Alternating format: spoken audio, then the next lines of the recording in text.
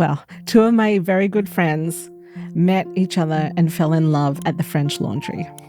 The French Laundry is a world-renowned restaurant in California's Napa Valley, operated by chef Thomas Keller. And that's Shan-Lyn Ma, who, as founder of the wedding business Zola, may know more stories about romantic couples than anyone you know. So, of course, when it came time to decide where to have the wedding, they had their wedding at the French Laundry. But it wasn't the most memorable wedding because of that, although, of course, the food and the destination was incredible. I would say it was because the after party was at a dive bar down the street where typically the bride and groom enter in some dramatic, romantic, beautiful way, and they entered the dive bar falling on top of each other, literally. But it was just that kind of combination of going from one extreme to the other that showed, that no matter where you are, there's a lot of love, both in this couple, in this wedding, and everyone around them. And so it was an incredibly fun, special wedding, and also one of those wedding registries that sparked the idea for Zola. Early in her career, Shan honed her product and e-commerce skills with tech juggernauts like Yahoo and Gilt. Now, as co-CEO and co-founder of the online wedding planner Zola, she's helped over 2 million couples start their lives together. This is Masters of Scale.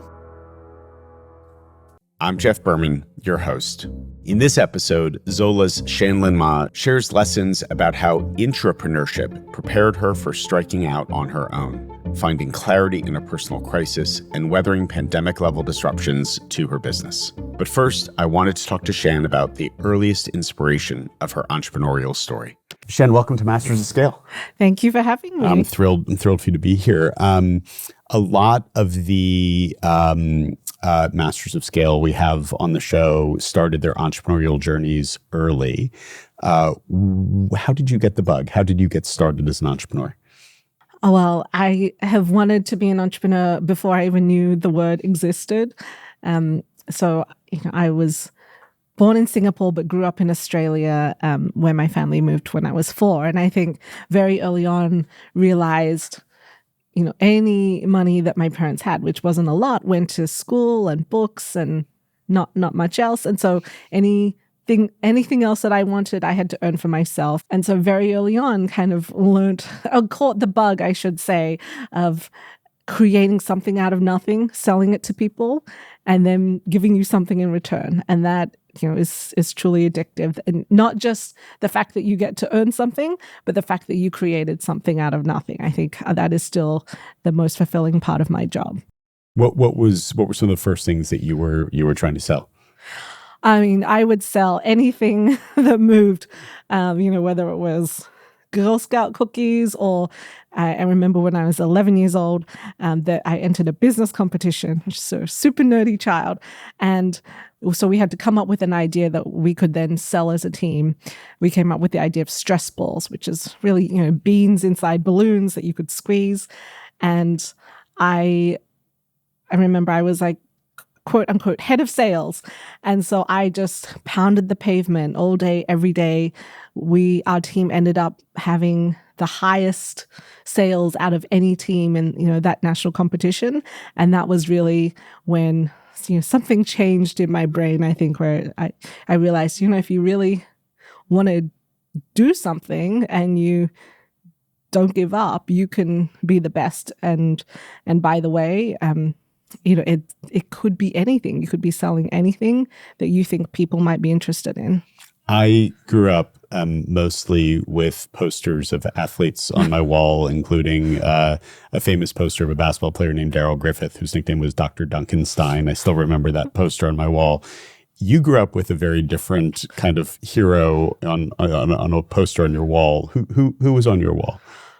Well, there's two very different people on my wall. So one was Kylie Minogue, okay, who I wanted to be like. The other person was Jerry Yang, the founder of Yahoo, who I also wanted to be like. So how does Jerry Yang end up on your wall as a young woman with the entrepreneurial bug in Australia? Australia is a very remote country in that it's literally on the other side of the world from the US and surrounded by water. So my window was really magazines, which ended up being business magazines, which was what the library had at the time. And so I would read about all the exciting things that were happening in the world. And this story of Yahoo was one that really caught my imagination. Here was this young person right out of school who was finding a way to democratize information and make it accessible to everyone. And by the way, he did it in a very fun, down-to-earth way. And he also looks like me. And it made me feel like that was something that I would like to do one day. Shan was laser focused on getting to Silicon Valley. So when she had the opportunity, she enrolled in the MBA program at Stanford. Soon after, she got an internship at Yahoo and then a full-time job. The man on the poster in her childhood bedroom was now signing her checks. There were so many things I learned at Yahoo, but the number one memory, the most exciting moment for me was when I walked past Jerry Yang in the hall. Did you get to tell him about him being No, such a... obviously I was too stunned and shocked and starstruck. And so he was very busy, clearly, very stressed. A lot of things going on at that time in Yahoo. But I walked past him, and then I think I just stopped in my tracks and maybe had a small panic attack. Oh, have you had a chance to talk to him since? I have. And what was that like? It was incredible. I think he was everything that I imagined he would be in terms of kind, humble,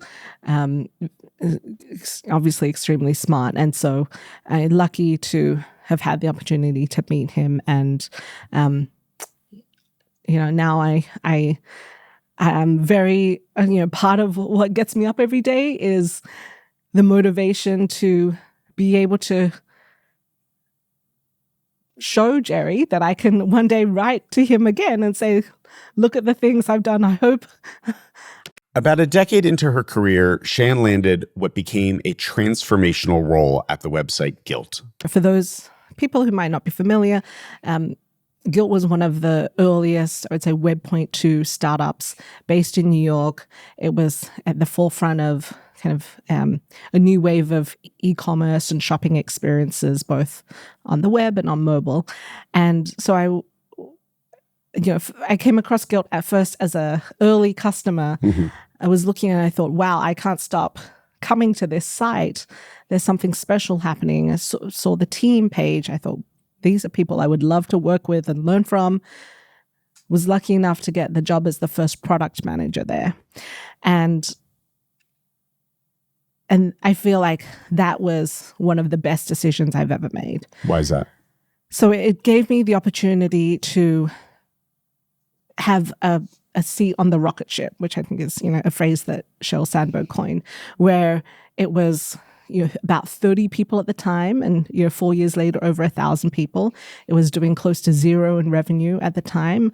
4 years later, over 600 million in revenue. And so I got to have a front seat on developing all the new products that would drive that expansion. Because when you're in such a fast growing company, there's a lot of opportunities to do things you would never be able to do otherwise, Yep. Including kind of coming up with ideas and having the chance to do them if they're good ideas. And so having taken those lessons from Yahoo through Gilt, where did the idea for Zola come from? It was really born out of personal need. 2013, which was the year we started Zola, that was the year all my friends were getting married at the same time. And I think many people have that year where every weekend you're going to a different wedding, you are spending a lot of money, doing a lot of travel, buying a lot of gifts. I was buying a lot of gifts to my friends from their wedding registries. And I distinctly remember there was one friend where the only thing I could afford on her registry was one silver spoon.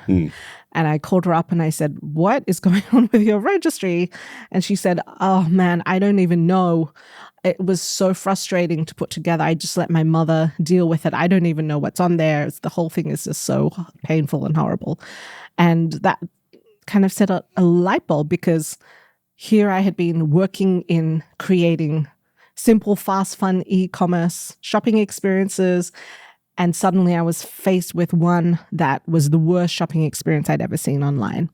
And so I started talking to Nobu, who is my co-founder here at Zola, and we had been working together for a long time. And I was saying, this is kind of crazy. It's like stuck in the 1900s, and our friends deserve better. And Nobu's married, and he said, "Oh, it's just as bad, not just for guests, but also for couples. Everything that you have to do to set up a registry is one of the worst parts of getting married." And what we heard again and again was that people wanted fundamentally different things than what they were getting from department store registries, which dominated the market at the time. They wanted products as well as experiences and cash.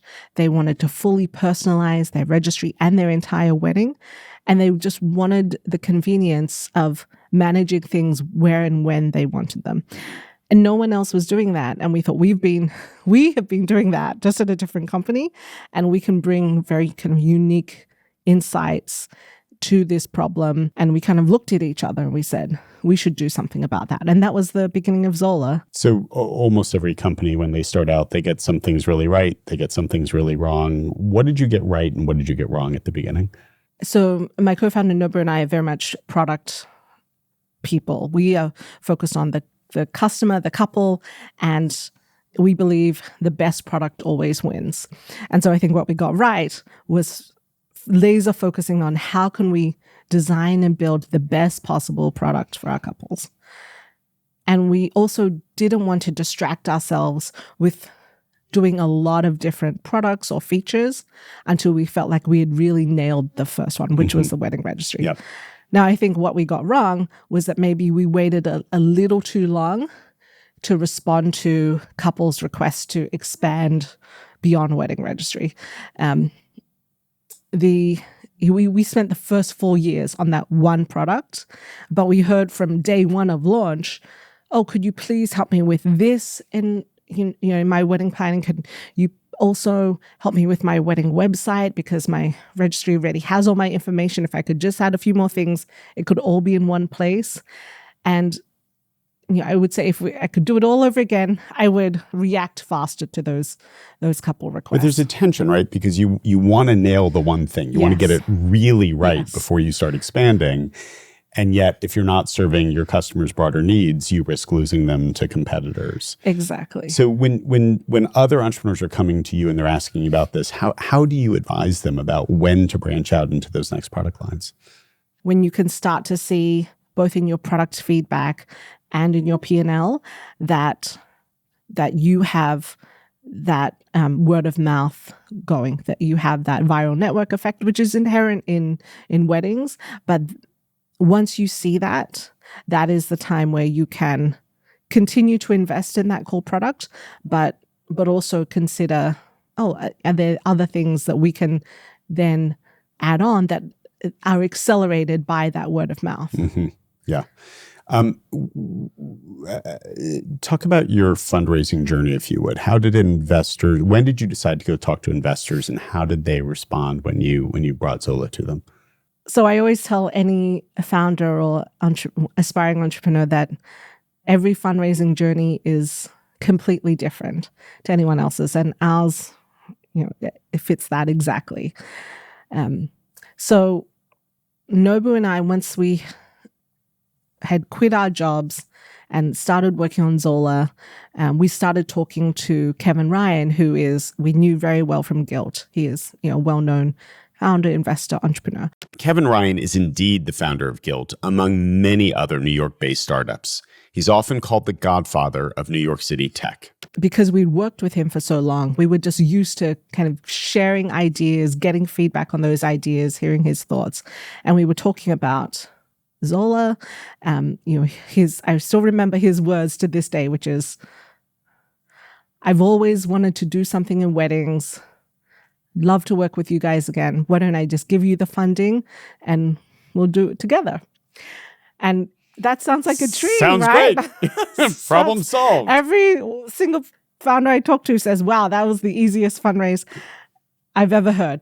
In many ways, it was the quickest fundraising story, but I consider it more as one of the longest running fundraising stories, in that Nobu and I worked with and for Kevin at Gilt for 4 years.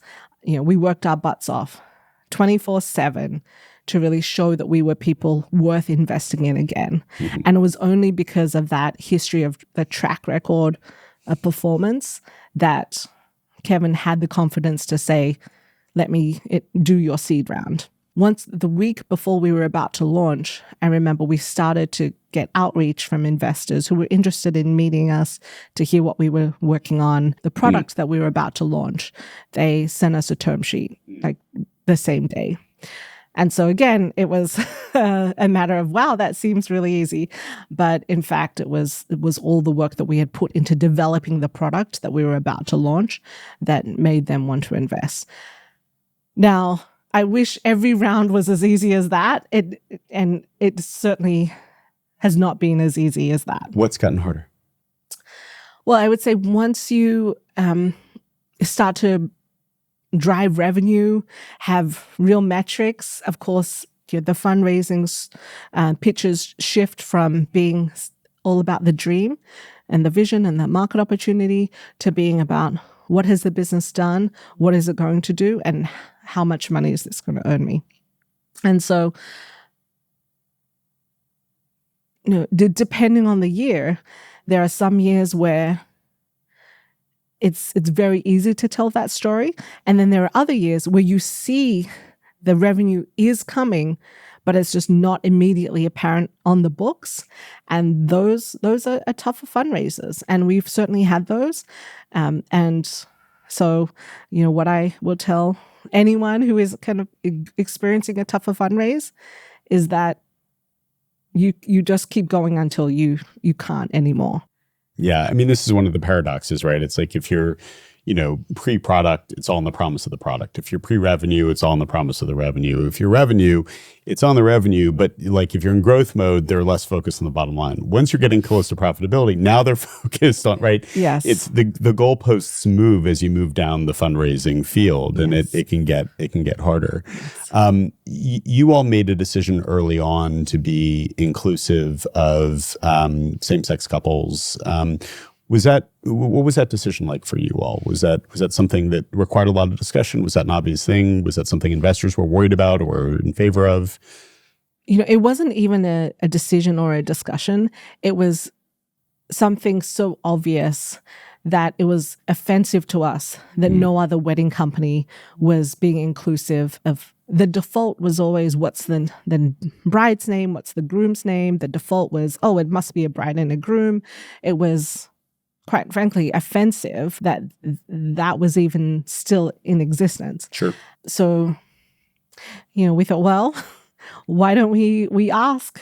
We say, who is getting married here? And then we change the experience that we're showing to someone to reflect what people have told us. Mm-hmm. And I cannot even describe the outpouring of love and messages that we received when couples said, it made me cry when you showed me a groom and a groom's picture, because no one else has. And that was, almost like week one. And it kind of helped us know we were on the right track and we need to do it everywhere we possibly can. Show that we are for all couples, not just in the product, but in our marketing, in customer support, every single place that we can. Has there been negative feedback for that? There was one instance where the Hallmark channel refused to run our ads that showed same-sex couples. Wow. Do you remember what year this was?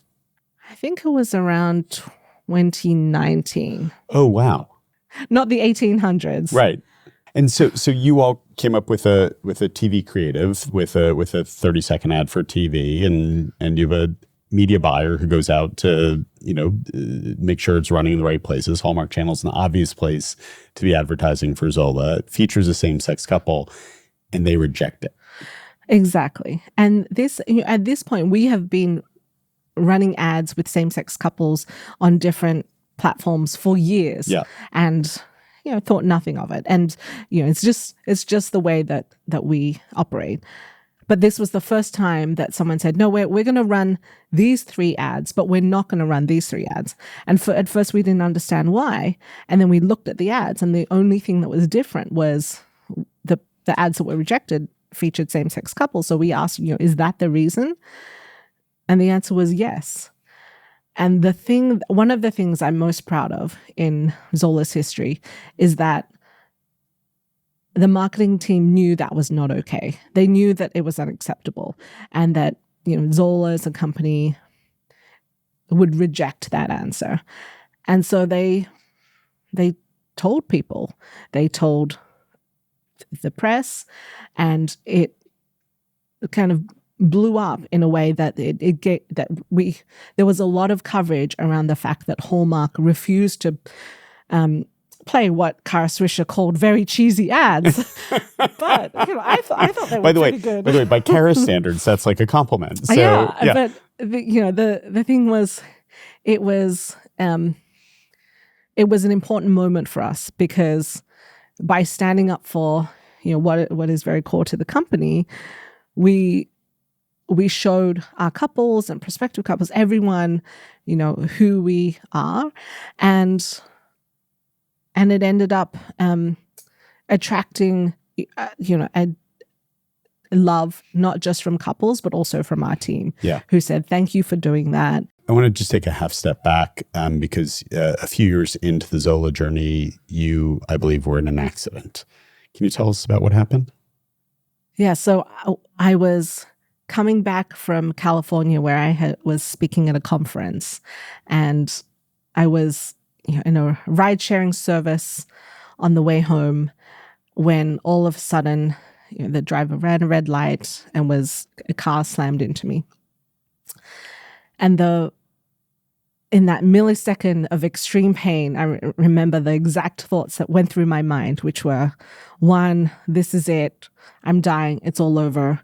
And 2, I'm not done yet. I cannot die today. I'm not ready. And specifically, the 2 things that I thought, I need to get these done first. One was, I would like to have a child. Mm-hmm. And then the second is, I need to get Zola to where I know it can be to fulfill this potential of this company. And while, what happened after that was, something that I would not wish on anyone when it comes to kind of the amount of broken bones and pain and recovery and trauma. That was the way that I was able to get through that was to think about, well, I know now, it's very clear to me the things that I really do want to do.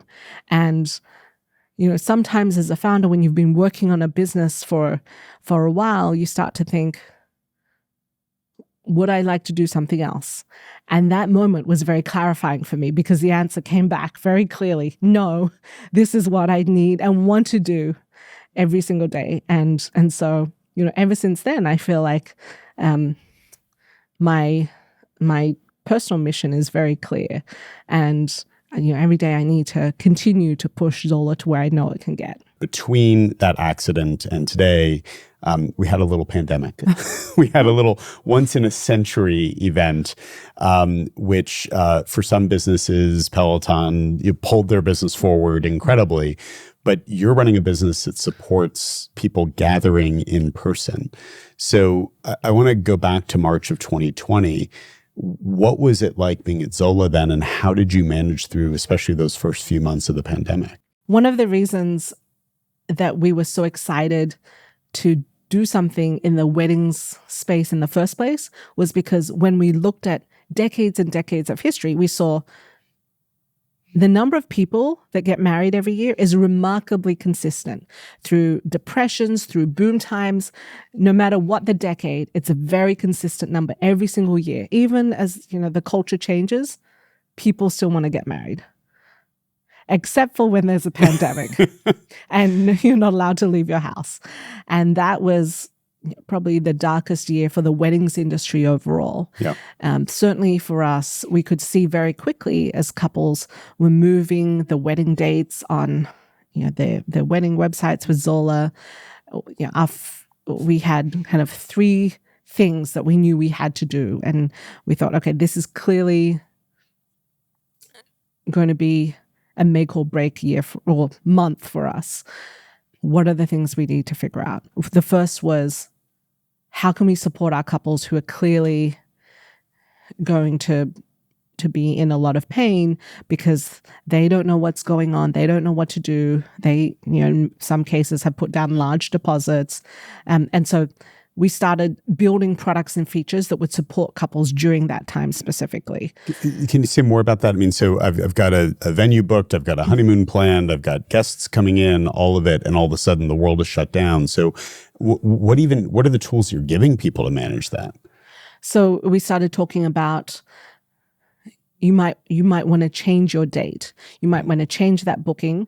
And what are the ways we can support you to do that? Well, here's exactly how you do it via your wedding website and other Zola products. Here's how you message that to your guests in a way that, hopefully people can really hear. And then for those that have bought save the dates or wedding invitations with us, let us help you send out free change the date cards.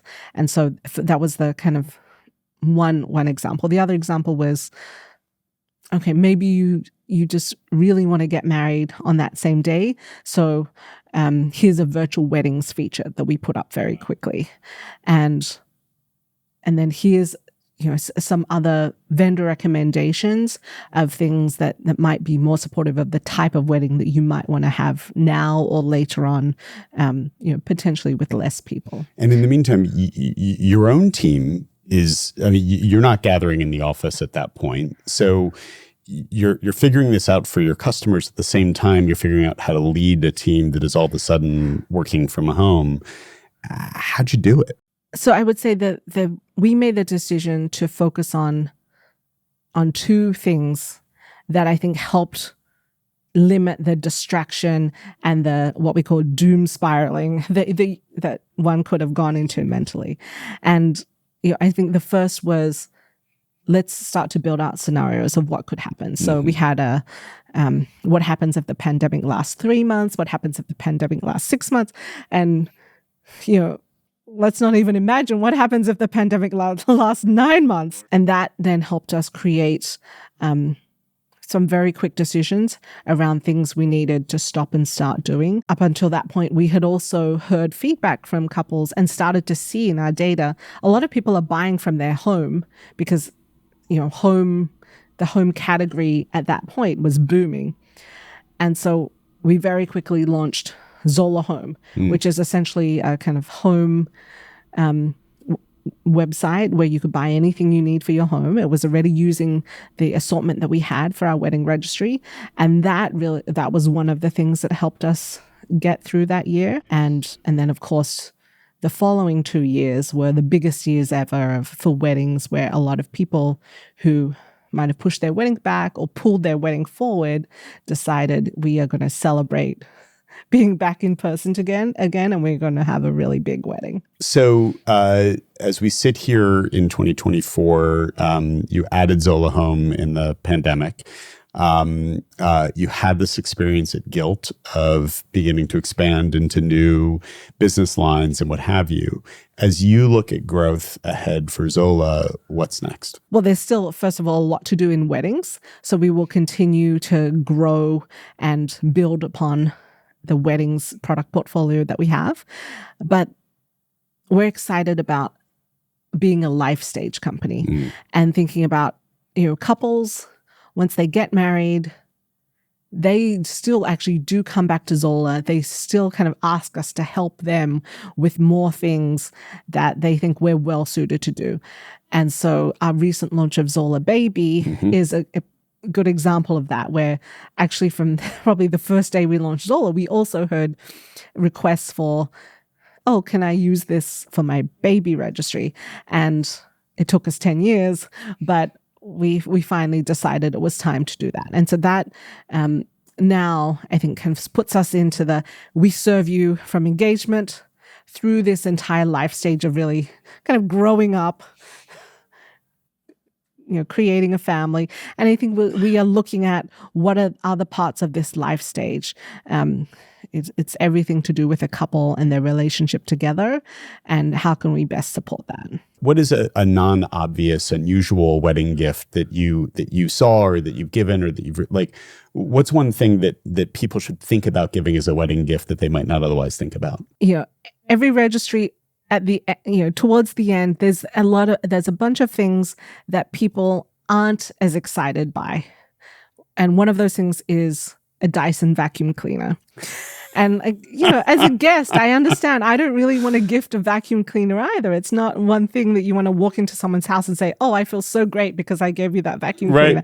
But every couple always says, "I really hope someone gets me that vacuum cleaner because I've always wanted a Dyson, but I've never wanted to buy, spend that for myself. But I would love to get it." And so. Well, James Dyson was a guest recently and not a sponsor of the show this week, but we'll be very happy to know that the Dyson vacuum cleaner should be the number one item that people buy or contribute to buying for their friends who are getting married. I love that. And we've entered this world of AI, and you all launched a split the decisions tool. Can you tell us about that? What we heard consistently from couples, mostly heard from brides, is that there's one person that does all the work in putting together a wedding, and they really wish it was more fairly distributed. And so we put together this tool that really helps couples. It asks you a few questions such as, what are you each strong at? What are you interested in? And then kind of divides up what are the responsibilities that you can both take on in planning this wedding together, because you're getting married together. So that it was something that was started as a fun idea, but we've really been surprised at how many people have embraced, tried it out, and continue to see a lot of positive feedback on that.